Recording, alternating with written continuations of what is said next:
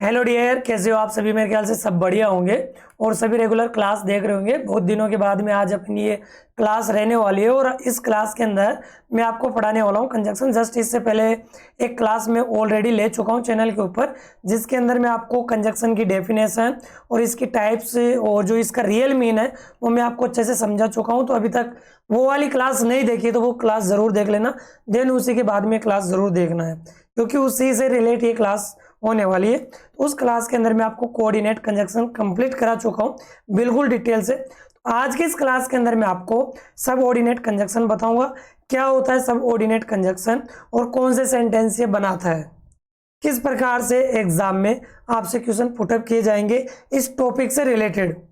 पूरी चीज़ें मैं आपको रियल में और पूरे कंसेप्ट में आपको देने वाला हूँ। अगर आपको जल्दी से सिलेबस करना है तो भैया मेरे चैनल से आप जा सकते हो। मैं पूरा डिटेल में पूरे कॉन्सेप्ट के साथ हर चीज़ आपको बताते हुए चलूँगा पूरी डिटेल के अंदर। ठीक है, तो एंड तक बने रहना है, वीडियो को बिल्कुल भी स्किप नहीं करना है। किस प्रकार से क्वेश्चन आपके एग्जाम में आएंगे वो मैं यहाँ पे डिस्कस करूँगा एंड के अंदर। ठीक है भैया जी, तो ये देख लीजिएगा, ये पूरी पीडीएफ में आपको पहले ही प्रोवाइड करा चुका हूँ टेलीग्राम चैनल पे। तो टेलीग्राम चैनल का लिंक मैं डिस्क्रिप्शन में प्रोवाइड करा दूंगा, तो वहाँ से जाइएगा, ज्वाइन हो जाना है। शुरुआत करते हैं। देखिएगा, मैंने कंजक्शन की अच्छे से कोऑर्डिनेट जो कंजक्शन होता है, ट्रिक होती है, सारी चीज़ें ऑलरेडी मैंने बता दी है। तो आज की क्लास के अंदर केवल अपना जो टारगेट रहने वाला है वो रहेगा सबऑर्डिनेट कंजक्शन, यानी सबऑर्डिनेटिंग कंजक्शन कौन कौन से होते हैं, क्या होते हैं, कौन से सेंटेंस को ये कंबाइन करता है। ठीक है, आई बात समझ में। तो देखिएगा, सबऑर्डिनेट का जो रियल मीन होता है वो होता है आश्रित या दूसरे पर निर्भर रहना, यानी ये दूसरे सेंटेंस के ऊपर क्या रहता है, डिपेंड रहता है। तो इसका रियल मीन समझ में आ गया होगा कि क्या मीन इसका होता है। सबऑर्डिनेट का मतलब ही होता है कि किसी के ऊपर निर्भर होना।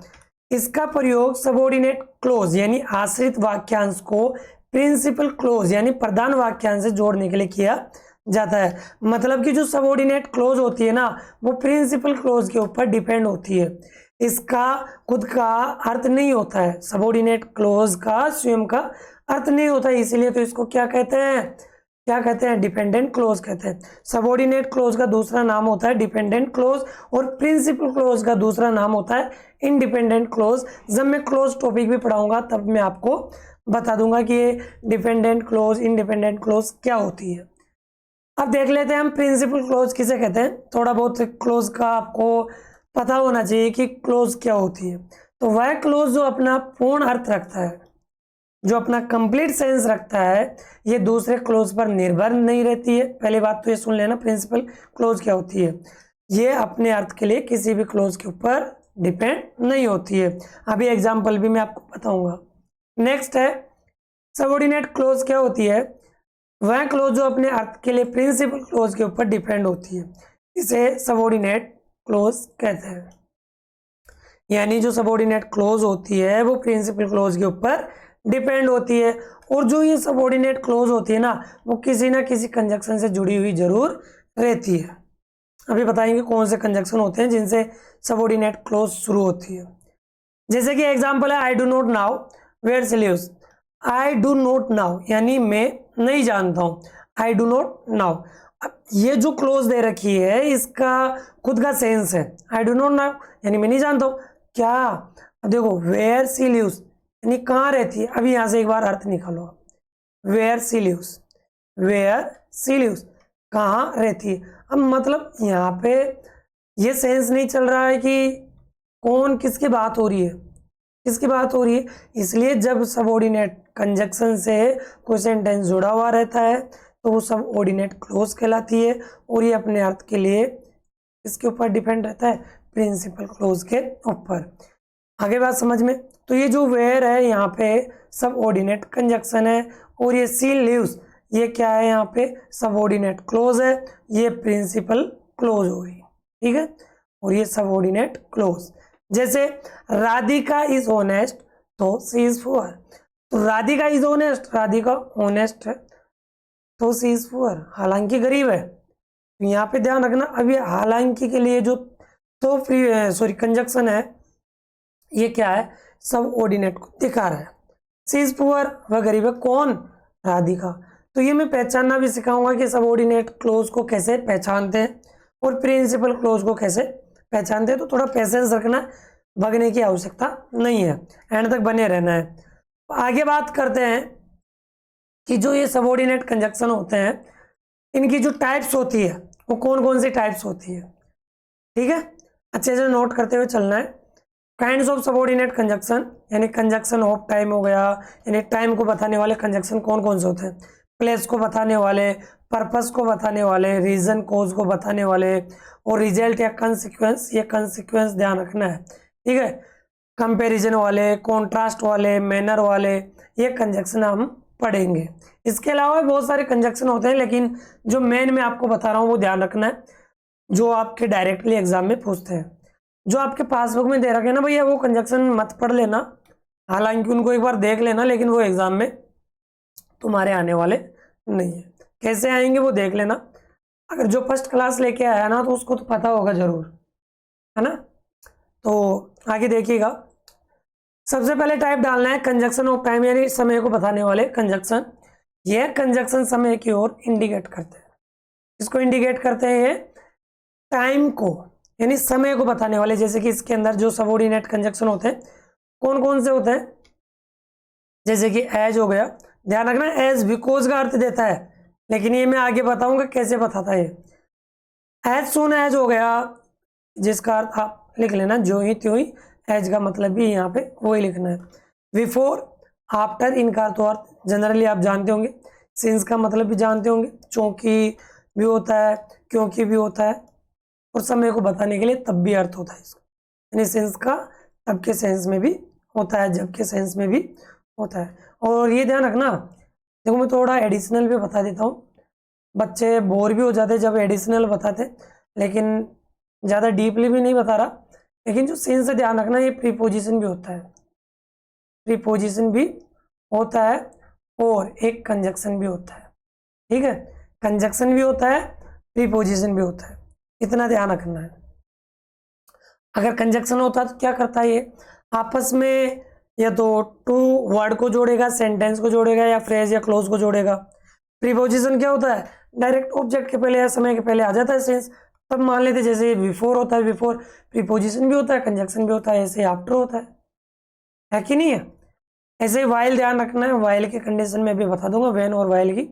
टिल भी होता है, whenever, no sooner than, एक अनटिल भी होता है, ठीक है, अनटिल भी लिख देता हूँ, अनटिल। और अनटिल में ध्यान रखना, कई बच्चे गलती करते हैं, सर अनटिल में डबल एल आता है, गलत हो जाएगा, ध्यान रखना, ठीक है। एग्जाम्पल ध्यान रखना, इनका हिंदी अर्थ अगर आपको याद है तो इजीली वहाँ पे ब्लैंक्स आएंगे तो उनको आप फिलअप कर लोगे। ऐसे ही आएगा, जैसे कि यहाँ पे है ये बिफोर है ना, तो यहाँ पे ब्लैंक दे देगा आपको, और यहाँ पे ऐसे बोल देगा बिफोर और आफ्टर, ऐसे बोल देगा कि इनसे जोड़ो। अब अगर आपको नियम पता है तो आप कर लोगे, अगर कंसेप्ट क्लियर है तो। कंसेप्ट क्लियर नहीं है तो कैसे करोगे, जैसे कि मैंने बता रखा है कि बिफोर के पहले क्या आता है, हेड प्लस वर्ब की थर्ड फॉर्म, और फिर बिफोर के बाद में क्या रहता है, बिफोर के बाद में रहता है वर्ब की सेकंड फॉर्म। तो ये वाला कंसेप्ट अगर आपको पता है इजीली आप कर लोगे। अगर नहीं पता तो फिर आप आफ्टर लगा दोगे। सर बोलोगे सर मेरे को तो जच रहा है, वो जचने के चक्कर में फिर आप करके आओगे ऐसे, एग्जामिनर करेगा ऐसे, तो वो जचने वाला यहाँ पे काम नहीं चलेगा, ठीक है। तो बिफोर का क्या केस क्या होता है कि बिफोर के पहले आपको क्या यूज करना है, हेड प्लस वर्ब की थर्ड फॉर्म दे रखी है तो बिफोर आएगा। अगर उल्टा केस आ जाए तो फिर ध्यान रखना आफ्टर आ जाएगा। अगर यहाँ पे कैम पहले आ जाता क्या होता है, यहाँ पे आफ्टर आ जाता। नेक्स्ट एग्जाम्पल है, all stood up when the teacher came, यानी सभी खड़े हो गए जब टीचर आए, यानी जब टीचर आया था तो सब खड़े हो गए, मतलब व्हेन। और व्हेन का काम ही क्या होता है कि दोनों तरफ सेम एक्शन को जोड़ना, यानी अगर इधर पास्ट है तो इधर भी क्या होनी चाहिए, पास्ट होनी चाहिए। तो देखो स्टूड यानी सभी खड़े हो गए जब टीचर आया।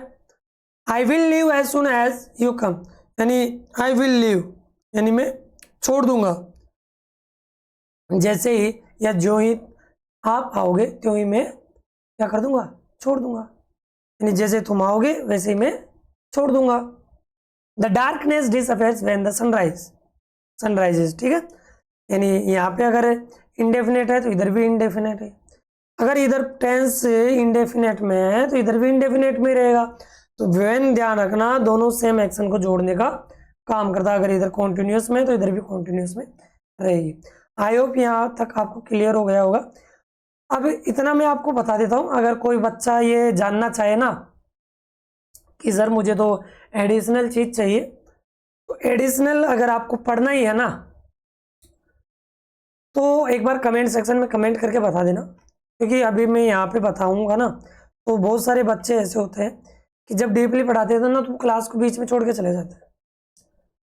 अगर आपको डीपली पढ़ना है तो मैं पढ़ा सकता हूँ, कोई दिक्कत नहीं है। मैं टिल का यूज, अनटिल का यूज, अनलेस का यूज और इफ का यूज ये खुल के आराम से बता सकता हूँ, बट एक समय को देखते हुए और आपकी समझ के अकॉर्डिंग आप एक बार कमेंट सेक्शन में कमेंट करके बता देना। अगर आपको डीपली पढ़ना है तो मैं वो कंसेप्ट देने को तैयार हूँ, ठीक है ना।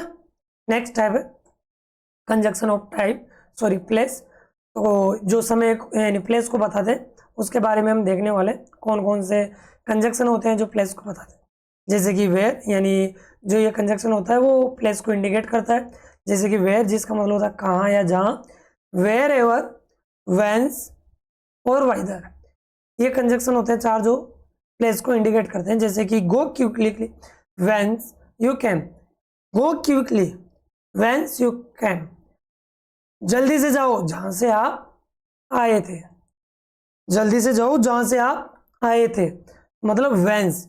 अब यहाँ पे ब्लैंक दे देगा, यहाँ पे वेंस को कट कर देगा, वो यहाँ से कट ही कर देगा और आपको ब्लैंक में दे देगा।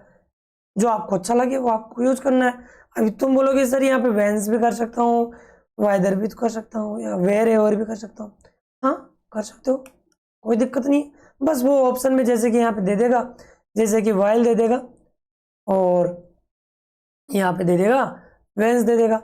अब आपको कंडीशन पता होनी चाहिए कि वाइल से कब जोड़ते हैं, वेंस से कब जोड़ते हैं। तो अगर आपको ये टाइप्स पता है, रूल्स पता है तो आप इजीली कर लोगे। अदरवाइज फिर जिंदगी जिंगलाला है तुम्हारी, और जिंगलाला बनाना चाहते हो तो मत पढ़ो, फिर कंसेप्ट मत पढ़ो।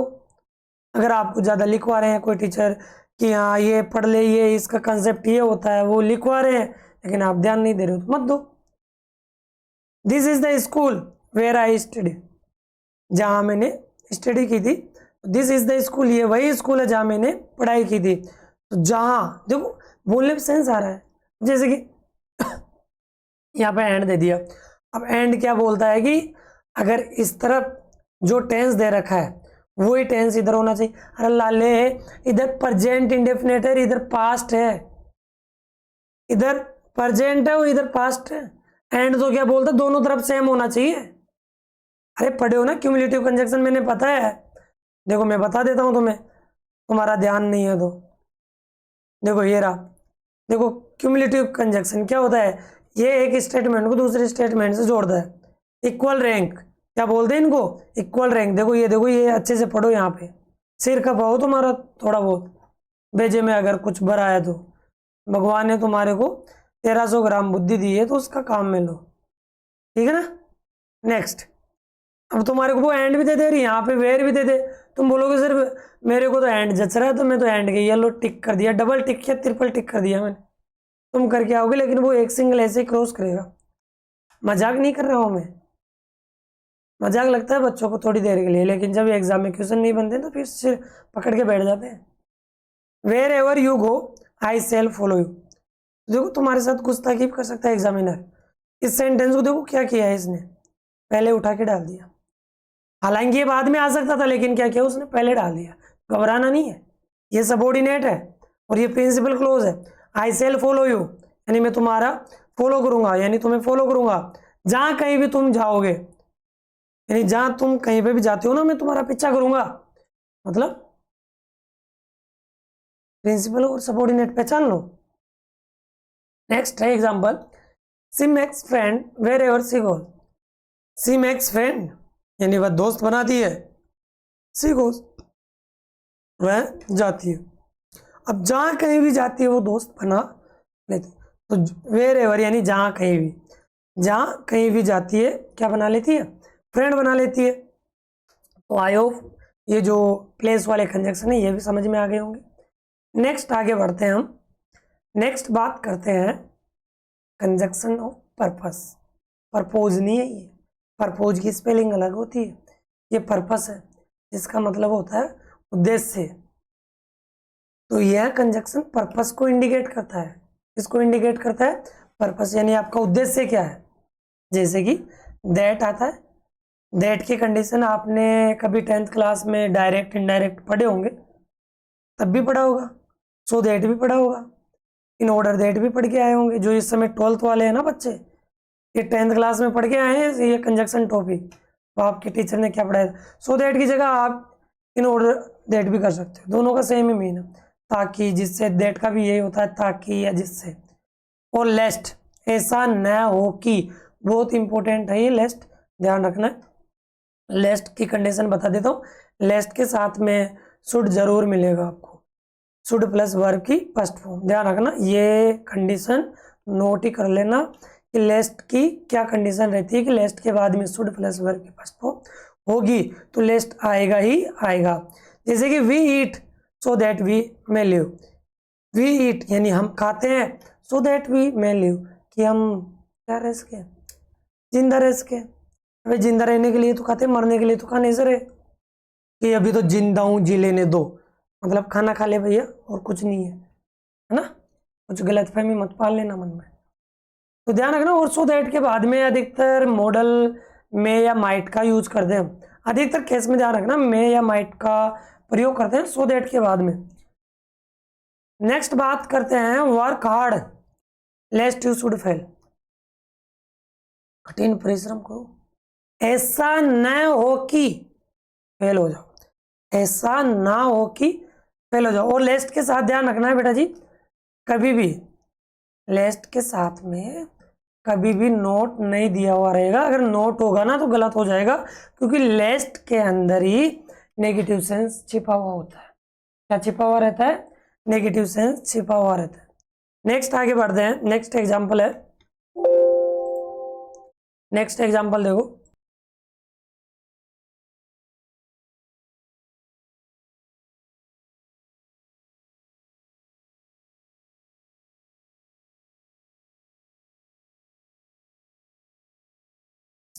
आवाज आ रही है? देखो आगे नेक्स्ट, नेक्स्ट बात करते हैं। नेक्स्ट एग्जांपल है वो केयरफुली लेस्ट यू शुड फॉल, अच्छे से चलो, वो केयरफुली सावधानी से चलो, अन्यथा गिर जाओगे, अन्यथा गिर जाओगे। मैं तुम्हारा ये मतलब तो थोड़ी ना देख के चलो और गिर भी जाओ। भाई लेस्ट की जगह मान लो यहाँ पे मैं दे दूँ आपको, कंजक्शन दे दूँ, एंड दे दूँ, या और भी कोई सा मान लो, बहुत एंड मान लो, एज वेल एज मान लो, या और भी बहुत सारे हमने पढ़े हैं, सो भी मान लो, जैसे सो भी दे दिया लो, और यहाँ पे लेस्ट भी दे दिया। अब करो, अब फिलअप करो, ऐसे ही आएगा आपके, यानी दो दे देगा आपको, दो में से एक चुनना है आपको जो भी करेक्ट होगा। एंड की तो तुम्हें कंडीशन बता ही दिया कि दोनों को सेम जोड़ेगा वो। सो यहाँ पे कोई रिजल्ट तो है नहीं, सावधानी से चलो और गिर जाओ। ये तो नालायकों वाली हरकत होगी। नेक्स्ट आगे देखो, he works hard in order that he may became rich, he works hard in order that he may became rich. देखो यहाँ पे कौन सा दे रखा है, इन ऑर्डर दैट, ये वाला है, कठिन परिश्रम करो ताकि तुम अमीर बन सको। अब मैंने क्या बोला, चाहे सो दैट हो या इन ऑर्डर दैट हो, इनके साथ में अधिकतर मे या माइट कंजक्शन का प्रयोग करते हैं। 99% के अंदर आपको देखने को मिल जाएगा। नेक्स्ट एग्जाम्पल बात करते हैं हम, नेक्स्ट जो अपनी टाइप है वो बात करते हैं हम conjunction of reason, conjunction of reason और कोज। तो नेक्स्ट एग्जाम्पल है, और ये जो होते हैं ये रीजन को ही बताते हैं, कारण को बताते हैं। जैसे कि सबऑर्डिनेट कंजक्शन जो होते हैं, जैसे सिंस हो गए, जिसका मतलब होता है चूंकि, एज, और इसका मतलब क्योंकि भी अर्थ होता है। सिंस का ध्यान रखना है, कंजक्शन के अंदर होता है क्योंकि, ठीक है ना, क्योंकि होता है। अगर ये समय दिखा था ना सिंस, ध्यान रखना इसका मतलब क्या होता है, तभी आ जब। देखो गलत पढ़ोगे, एक कंजक्शन कई जगह रिपीट हो रहा है, गलत मत पढ़ो, मैं हर चीज समझा रहा हूं तुम्हें, तुम बोलोगे थोड़े दिनों बाद में सर सिंस तो हमारे टीचर ने उस टाइप में पढ़ाई थी, सिंस आप यहाँ पढ़ा रहे हो, सिंस उस फलानी टाइप में पढ़ा दी। तो मेरे डियर रसगुल्ले थोड़ा ध्यान दे ले, कुछ नहीं रखा, अच्छे से पढ़ ले। देखो एज अभी तुरंत पहले भी पढ़ के है, यहाँ पे भी पढ़ रहे, इसका मीन क्या रहा है, क्योंकि, बिकॉज, दैट, इफ भी आता है इसमें, इफ, देखो she is weak, she can not run, यानी कांट रन बोलते हैं, तो ये जोड़ने वाला भी डाल दिया मैंने। खैर जोड़ो, आराम से जोड़ सकते हो। She can't run because she is weak, यानी आपको रीजन बाद में बताना है, परिणाम पहले बताना है। इनमें क्या होता है कि परिणाम बाद में, कारण बाद में और रिजल्ट पहले बताना है। सी कैन यानी can't run because she is weak, तो यहाँ पे देखो वह दौड़ नहीं सकती क्योंकि कमजोर है, क्योंकि कमजोर है। यहाँ पे सिंस भी जोड़ सकते हो, सिंस भी जोड़ सकते हो, एज भी जोड़ सकते हो, तुम्हारी मर्जी मालिक, कुछ भी जोड़ो, कुछ फर्क नहीं पड़ रहा यहाँ पे, है ना। लेकिन कुछ होती है दिक्कत, जैसे कि एज होता है तो एज कंपैरिजन को भी दिखा देता है, तो ज़्यादा डीपली में मत जाओ क्योंकि अभी 12th क्लास के बेसिस पे है। तो यू विल सक्सीड, तुम सफल हो जाओगे, यू वर्क हार्ड, कठिन परिश्रम करो। तो यू विल सक्सीड, तुम सफल हो जाओगे क्योंकि तुम कठिन परिश्रम करते हो। You will never help him, you don't trust him, यानी तुम उस पर कभी विश्वास नहीं करोगे या कभी मदद नहीं करोगे। देखो you will never help him, यानी तुम मदद नहीं करोगे, you do not trust him, क्योंकि तुम उस पर विश्वास नहीं करते हो। तो मदद नहीं करोगे क्योंकि आप उस पर विश्वास नहीं करते हो, तो ब्लैंक देगा आपको, तो ध्यान रखना कंजक्शन के अंदर। ये तो जोड़ना मैं बता रहा हूँ। खैर ही वॉज वेरी प्लीज्ड, यानी प्लीज्ड का मतलब होता है प्रसन्न होना, यानी वह बहुत प्रसन्न था। You had won the first prize, क्योंकि आप पहला प्राइज जीते थे, है ना, पुरस्कार जीते थे, इसलिए वो क्या था, खुश था। नेक्स्ट टाइप अब जल्दी से पढ़ते हैं। कंजक्शन ऑफ कंपैरिजन, यानी कंपैरिजन को बताने वाले जो कंजक्शन होते हैं उनकी बात कर लेते हैं कि कंपैरिजन को कौन कौन से बताते हैं। कंजक्शन दो सब्जेक्ट के बीच में तुलना करता है, यानी ये जो कंजक्शन होते हैं ना, ये आपस में क्या करते हैं, तुलना करते हैं। नेक्स्ट आगे देखो, ये कंजक्शन है एज, जैसे कि एज की बात करेंगे, देन, रादर देन, या एज मच एज, और एक तो मैं भूल ही गया बेटा जी यहाँ पे, सो एज, ठीक है, सो एज, ये ध्यान रखना है। अब सो एज और एज ध्यान रखना है, दोनों का मैं बता देता हूँ। एज और सो एज में डिफरेंस क्या है। देखो जो एज होता है, ये ध्यान रखियो बेटा जी, एफर्मेटिव और नेगेटिव दोनों टाइप के सेंटेंस में यूज किया जा सकता है, लेकिन जो सो एज है इसकी कंडीशन ध्यान रखना, ये नेगेटिव सेंटेंस में यूज किया जाता है, यानी नेगेटिव वर्ड होने चाहिए, जैसे कि नेवर हो सकता है, नो हो सकता है, नोट हो सकता है, सेल्डम भी हो सकता है। तो जो नेगेटिव वर्ड दिए हुए रहे ना, तो उसमें सो एज आएगा, अदरवाइज कौन सा यूज करोगे आप, एज यूज करो। एज का प्रयोग ध्यान रखना है, एफर्मेटिव और नेगेटिव दोनों में यूज किया जाता है। दोनों की कंडीशन ये भी नोट करके लिख लेना कि दोनों पॉजिटिव डिग्री के साथ में ही यूज करते हैं। अब डिग्री अगर आपको एडजेक्टिव पढ़ रखे हो आप बचपन में, तो समझ जाओगे पॉजिटिव, कंपेरेटिव या सुपरलेटिव डिग्री क्या होती, नहीं पता, छोड़ो, क्या लेने पड़ रहे हो, 12th में आ गए हो ना, ऐसे ही मजे मार के आए होंगे। अगर नहीं जानते ना, चुपचाप से पीछे वाली क्लास के जो भी छोटे बच्चे ना 5th क्लास से लेकर 8th क्लास की ग्रामर की किताब उठा के पढ़ लेना अच्छे से, डिग्री क्या होती है वो तुम्हें पढ़ा देंगे, है ना। नहीं पढ़े हो तो पढ़ लेना बेटा, मेरा कहने का मतलब यही है। यहाँ पे मैं बता दूँ कि पॉजिटिव डिग्री क्या होती है, फलानी डिग्री क्या होती है। तो he is as clever as I. और ये जो तुलना करते हैं ना, ये जितने भी कंपेरिजन वाले कंजक्शन होते हैं, ये ध्यान रखना, ये दो सब्जेक्ट के बीच में तुलना करते हैं। यहाँ पे अगर मी दे रखा होता ना तो गलत होता है। अगर आपको कंपैरिजन वाले लगाना ना, तो वो ध्यान रखना, कंपैरिजन वाले कंजक्शन क्या करते हैं कि आपस में दोनों सब्जेक्ट के बीच में तुलना करेंगे, यानी ही क्यों और आई। देखो ही भी सब्जेक्ट होता है, आई भी सब्जेक्टिव प्रोनाउन होता है। अगर यहाँ मी होता तो गलत होता। आ गई ना लाली इस बात समझ में। हाँ ये वाली लाली जो देख रही है ना, टुकुर टुकुर टुकुर टुकुर टुकुर नहीं, इन कंसेप्ट को समझो क्या समझा रहा हूं मैं। देख इधर देख, क्लेवर ये पॉजिटिव डिग्री है, ध्यान रखना, और एज यानी he is as clever as I, यानी वह उतना ही क्लेवर है जितना कि मैं। He loves me as much as you, अब यहाँ पे यू सब्जेक्ट है, ऑब्जेक्ट नहीं है। यू का ऑब्जेक्ट यू ही होता है, लेकिन सब्जेक्ट है ये। ही लव्स मी, वह मुझे प्यार करता है जितना कि तुम करते हो। वह मुझे उतना ही प्यार करता है जितना कि तुम। मतलब ये तो दिक्कत हो गई। इधर देखो, ये लाली है, ये लाला है, और ये गोलू मोलू है। इन तीनों की बात चल रही है। ये लाला से बोलती है लाली कि देख, वह उतना ही प्यार करता है जितना कि, यानी दोबारा सुनना अच्छे से।